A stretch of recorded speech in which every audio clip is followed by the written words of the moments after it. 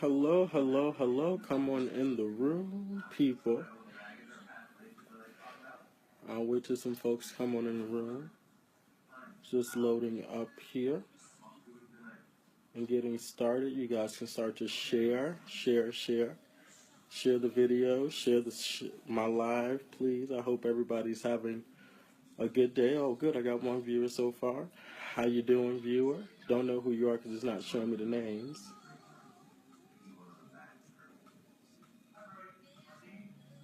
But I hope everyone has had a good Monday so far. Happy Monday. Monday is typically the day of the week we don't like to be bothered with. You know, it's always a struggle to get kick-started on a Monday and get through a Monday. Sometimes Mondays are the most difficult days for people. But I hope everyone's having or has had or in the process of shifting a bad day into a good one. Because understanding that we are always in control of how our day is. We are always in control of our energies. We are always in control of our minds, our thoughts. You know, the things that we allow to be deposited in us. Come on in the room. Come on, talk with me. Oh, I want to talk about healing through love and unity. Again, we're going to talk about healing through love and unity. Got my incense going. Hey, Xavier, how you doing? Thank you for joining me. I appreciate you. You can, if you don't mind, can you share? We're going to go ahead. I want to share this with so many people. And we're just going to have real talk and generate some good energy, try to get over some things, start to begin our healing process. If we feel like, you know, we struggle in love, giving love, receiving love, sharing love, connecting with love, this is a conversation for you. Go ahead and click the share button. As always, I want to share this with as many people so we can always, how you doing? How you doing? My beautiful director. So, again, tonight's topic is going to be talking about healing. You know, lately I've been feeling such a pull when it comes to love and feeling love, trying to generate love and really understanding aspects of love. Going into February, one being the month of love and also a month of Black history.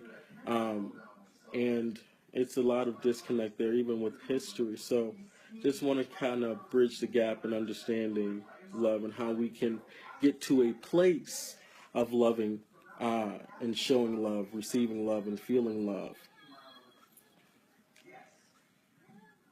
And again, I hope everyone has had a great Monday.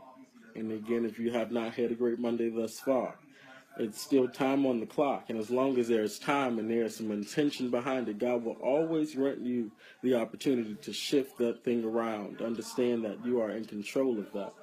I'm going to drink me some water real quick, and we're going to get into it.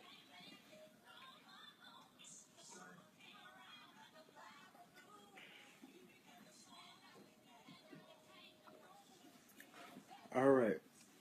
I got my energy up. Got some Erica going, got my incense going, got my cards out. Just feeling real good today, you guys. And I want you guys to understand that we are facing such a time where it's kind of hard to voice how you truly feel about some things to people. One, people are heightened in the sense of politics. Then the shift in household dynamic because of what's going on within our government, and the church is facing certain hot topics that are facing, that covers a whole nother set of issues. So we are all kind of feeling some form of hurt, either on a personal level or kind of on a broader level. And so I met with a wonderful client yesterday. And after meeting with my client, I went back and had a moment of meditation, a moment of reflection, a moment of receiving from the Spirit after that wonderful experience. And it hit me. I said, hey, you haven't done a live in a while. Maybe, you should get on and talk to the people. You've been going, you've been writing, you've been speaking at places. It's time to go ahead and do a live and let's talk. And love felt so heavy on me. And unity, healing through love and unity. Let's think about that for a moment. And unity on both for those that are connected to us and those that are distant from us. Unity on both an environmental level and a community-based level, then unity on a national and an international level. These are some of the things that we have to begin to think about. And then also understanding how love plays a role in that. How love is so beautiful. It heals a lot of things. Feeling love, sharing love, receiving love. And how the moment of letting down your guard and letting go of your preconceived notions and understanding, so you will, of what you think of people, and just try to love them for a moment and take a moment to understand them and at least see their trajectory of where they're coming from and why. I found it difficult growing up, hearing, oh, we don't talk to this particular group of this religious group because of, or we think. And I had to understand, I had to ask myself, I said, why is that? Because I don't think that's enough knowledge or a strong enough basis of reasoning not to embrace someone or not to connect with someone or not to love someone. And the next question I always will pose is, well, have you taken a moment to ask? Or have you taken a moment to research? Have you taken a moment to even pose that very question in which you're fearing or that very, very thing that you have thought in your mind? And say, hey, do you guys really do this? Or is this really what you guys believe? Because I thought. And in that moment of opening up to receive and allowing someone to share a piece of knowledge with you, how it would shift your entire view and energy towards something. A group of people, a religion, a race, a culture that you may not you may not have enough knowledge on. Through time, I realized that how we've been programmed to love has been so misconstrued, and it's so broken that it takes a moment for us to realize that, to go into our own places and dig into our own hearts to realize that. Wait a second, there's an imbalance there. And then you have to go through this process of healing from that, understanding the disconnect, reanalyzing it. Why was I told not to do this? Or why was I told not to like this person? Or what is it about? Why is this so wrong, but yet there's such a question there? Because the very reason in which you're telling me not to is not strong enough for me to say, okay, I'll step away. And I find it so interesting that I believe the major disconnect on a national, international, even a family and friendship, relationship scale is that there is a mass miscommunication. Funny enough, it's just as simple. It's a big miscommunication. And big, question mark of not understanding, not knowing, unlearned is the word.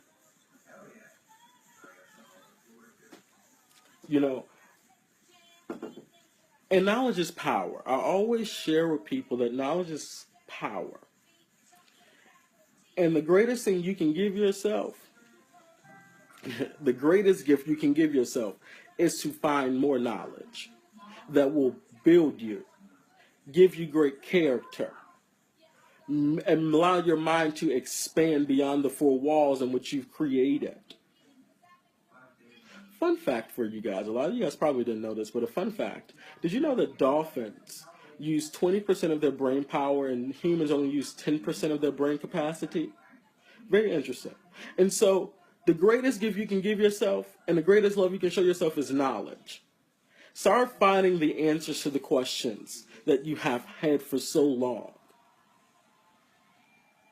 Start digging higher in yourself. Start praying more.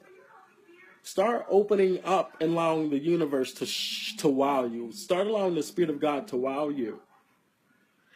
and remove yourself from the disconnect. Once you've understood, once you've learned, once you've come to identify where that hurt came from, and then you start to realize, oh wait, this has happened for years. It goes back for years. And so it takes for me to create the shift within self, to be strong enough within self and authentic enough with self to go back to that broken environment and let my energy and let my light be so strong that my love will begin to spill over on people. And then those people will come and say, wait a minute, what happened to you? What's so different? What's so new? Something's changed. It's so, you're glowing. And then you're able to share with them, well, I've learned to love different. I've learned to not share broken love. I've learned to not share disconnected love. I've learned to share, the level of hurt that I once felt, that I had to come to the conclusion that there was even no reason for me to keep holding on to. It felt good for me to let it go. So now my love becomes pure, non-toxic. And it's the pure love, it's the good love, it's the authentic love that brings change like no other, I tell you. So now, I encourage all of you guys to go back into your separate spaces. Go back, create a space. I always tell everyone, create a space. And tap in with the spirit. Tap in with self. If that means turn on some music, if that means drink your glass of wine, if that means, turn down the lights a little bit. Create that zone for you, where there is no distraction, where there is no hindrance of influence and of opinions and questions and brokenness. Hidden brokenness. Create that space where you can tap into those very emotions and thoughts and hurts that you kept so tucked under, deep embedded, as we say. Go to that place and then confront them head on. And acknowledge, okay, yes, I was hurt. Yes, it broke me down. But God, in all things, you say you will get the glory. And so, God, in that very situation, what is it that I was supposed to receive? What was I to receive from that experience? What did you want me to gain from that? And once you've come to identify the purpose and identify the moral beyond the hurt, we got to move past the hurt now. Because once you're able to identify, then you can say, okay, now I can shift that thing and apply it as a strength. And that very thing I can now disconnect from, I can remove it, I can really throw it into the sea of forgetfulness, or, that very thing, walk away from it so that you don't have to experience it again. Because the self-infliction, the very illnesses, the mental disorders, the toxic in our minds, the chemical imbalances, the emotional imbalances, the chakra imbalances, that comes from the stuff that we don't even want to acknowledge.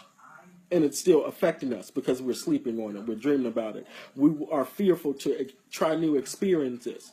It's affecting how we relate to people. It's affecting how we love people because of that still very experience. But we say that we're done with it, but we're really not. So I ask you, please create the space and acknowledge that hurt. Confront it. Identify the moral and the message. Then the application means, how do I apply it as a strength? Apply it as a strength and make yourself better. Now, the difficult part is, or the one that we oftentimes forget to do, is completely walking away from it. Because you found the blessing in it. So why hurt? That's a disalignment. And that's a seed of discord. So we can't operate in that energy. And then moving around. Once I can free myself. It's like, oh, I can lift that burden. Oh, I can breathe. Oh my God. Now I can love better. Ooh, and it feels good. Ooh, now I feel free and it feels amazing. You're smiling and you don't know why. You know, the sun feels good on you. I'm telling you. And understanding that as long as the heart, as long as the dedication, as long as the pure intention is behind that move you're going to make in healing, God is going to take care of the rest. God is going to take care of the rest. Now we have to deal with the unity part. And this is where being obedient to the change comes in. Now that I've recovered, now that I've disconnected, now am I strong enough here? Am I strong enough to go back to that very place, that very person, that very environment, that very group of people, you know, and be strong? Am I able to allow that very thing that I know I felt on the inside? Am I truly able to let that show? Because I do believe that once I'm in the light and I've come to the light and I'm operating in the light of positivity and the light of peace, the light of love, it should be strong enough to touch everybody in that room. And so now you have to push yourself to go to that very place once you've disconnected from the hurt and be strong. Because that feeling of doubt, the feeling of not being wanted, the feeling of should I be here, the feeling of fear, really, is no longer existent. It doesn't exist. And once we've now removed fear from us, now it feels good. I can connect with everybody because I'm not scared now. What am I scared for? What am I scared for? So that means I have to bring unity within myself and my relationship with God and the higher heights in which He wants to take me into the new places and new experiences, the new manifestations of His glory, its glory, the universe, the movement, the laws of attraction. The very energy that I feel on the inside is what's going to come back to me. And so let me get connected to that higher self, the higher part of me, that spirit being. I can operate in that because now there's balance and there's clarity. There is no hurt. There is no fear. And so I can't fear where God has taken me because, I mean, if I'm able to get through that, there's nothing but good things coming. Then I can get unity within my family because I can look past all the wrong they've done to me. I've healed from it. If you truly heal from it, it won't bother you. You know, you can go back to that very place and understanding that you are in control. That means now because I'm healed, I don't have to answer. I don't have to go back into that trap. I can choose to deal or not deal when I so desire. I can give but not give all of me again. I can operate in placement and balance and clarity. And there's unity there because now we've got a sense of understanding. There's respect. And because my love is so pure to all of you, there's going to be a shift in all of you. Because some way, somehow, you're going to come back to me. You know, we take that scripture, He'll make your enemies your footstool. We take that so out of context. No. The very people that have wronged you, that have felt like an enemy to you, that have sent you adversity, that have sent you to that level of feeling like you are in hell, that's your enemy. Your footstool, they will come back for forgiveness. They'll come in grace. They'll come humbly, asking, what is it that I must do so I can feel that very thing that you're feeling?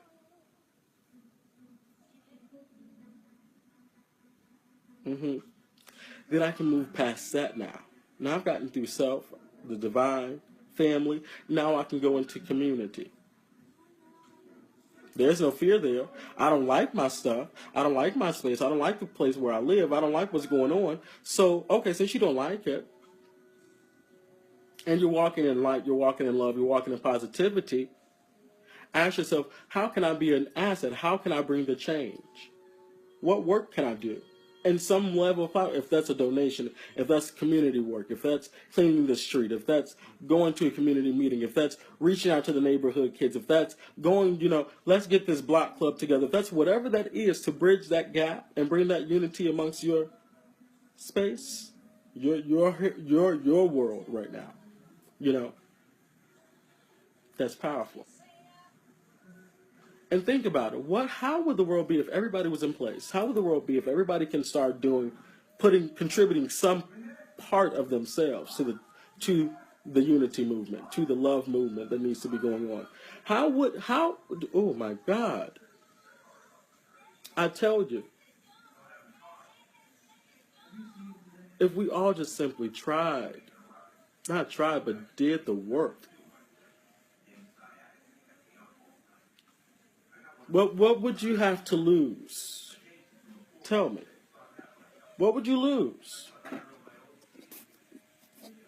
in helping someone? What would you lose in fixing the place around you? What would you lose in walking away from pain? What would you lose of being free from hurt? What would you lose in loving someone?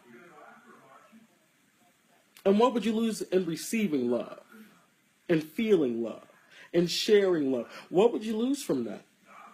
Nothing. That's all gain. Who wouldn't want to receive that? These are the questions we have to start thinking about, people. This is how we're going to start shifting the things. This is how the shift begins. This is how we start to make the change happen. You may not agree with somebody else's method. Okay, so what's yours? What's your idea? What's your plan? What do you desire to do? Because it's not one right way. I'll tell you that there's never one right way to bring change. There's never one right way to help somebody. There's never one right way of loving. Understand what love really is, people. Understand what love really is. Patience, kindness, gentleness, discipline, correction, covering, patience. We have to identify these things and say, okay, I may not love you like this, but this is how I do love you. And you'll start feeling the shift where you'll be able to love everybody equally.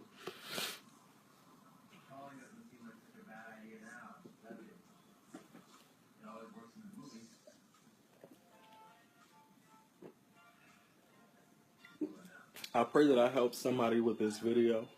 And again, I always want that I ask that you guys share this video. Share all of the lives. All of my messages are universal messages for everybody. Universal messages for everybody. And I do live by that quote, be the change you wish to see in the world. Be the change you wish to see in the world. You want to see change? Is house in order? Are you in order? Have you changed? I posted the other day. Ask yourself, what's your motivation to be the better you that you desire to be? And then you ask yourself, is that working for you? Meaning, are you your better you? Are you pushing for greatness? Are you doing the work? Are you getting up and doing what it is that you need to do? Mentally, physically, spiritually, so that you are the better you. Because that motivation should be strong enough to make that happen. Whether it's self, whether it's somebody, whether it's your feet, something in you should push you. I just want to ask for the Creator. I speak a blessing of peace and love and unity. I ask for the Spirit of the Creator, for God to just pour out love, for the universe to help us to generate love, to ground us, to clean us up. Clean us up. Spirit, clean us up. Wash us in your power. Wash us clean. Any imbalances that lie on the inside of us, please remove them. Help us to gain clarity. Help us to get connected. Help us to heal. Go through the process of healing and coming out of the process of healing victoriously. God, I ask that you just show yourself. Spirit of the ancestors, guide us. Spirit of the saints and angels, guide us. Be a constant guide through our lives. Spirit of the Holy Ghost, be a constant guide through our lives. Whatever it takes for us to get to the point of unity and loving ourselves, loving our neighbors, loving our universal brothers and sisters, loving everybody, and love in general, understanding love, feeling love, sharing love. Spirit of the living God, be with us at this time. I just speak a blessing of peace. Peace, be still. I speak a blessing of love. Love, manifest yourself. I ask for the spirit of Oshun to be present. I ask for the spirit of Yemaya to be present with us. I ask for the spirit of Obatala to share peace with us. I ask for the spirit of Ganesh to clear any obstacles in our way. For the spirit of Christ to just be radiant on our behalves. Spirit of the Son, guide us and share love, light, and wisdom. Grant us peace. Grant us peace, Creator. Grant us peace. Grant us peace and love. Grant us peace and love. I do believe that, God, you have not given us a spirit of fear, but of power, love, and a strong mind. And we understand that in our minds we are able to overcome and conquer anything that is holding us down. We are only to come out victorious. So help us through those lower moments. Help those that are weaker. God, be a strength, be a guidance, be God. Be love, the essence of love, the energy of love, the free-flowing life of love. Be love in our lives. Show us what love is. Help us to understand what love is. Help us to feel your love. Ashe, Ashe, Ashe.